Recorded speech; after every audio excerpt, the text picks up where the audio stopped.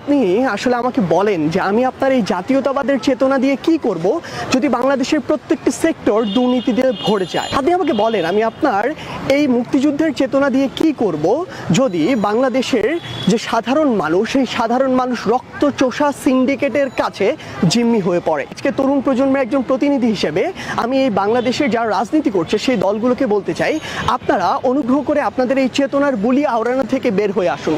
আমাদের আর এই চেতনার বুলি চাই না। আমরা যেটি চাই সেটি হচ্ছে আপনাদের কাছে কিছু পলিসি চাই।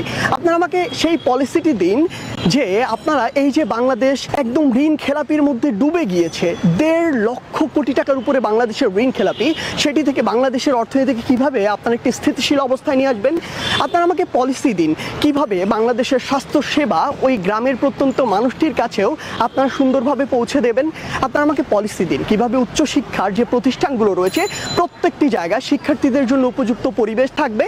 আপনারা আমাকে পলিসি দিন কিভাবে মানুষের এই আইন শৃঙ্খলা বাহিনীর উপরে বাংলাদেশের যে বিচার ব্যবস্থা রয়েছে তার উপরে আস্থাটি আবার ফিরে আসবে এবং মানুষ আস্থার সাথে সেটির কাছে যেতে পারবে।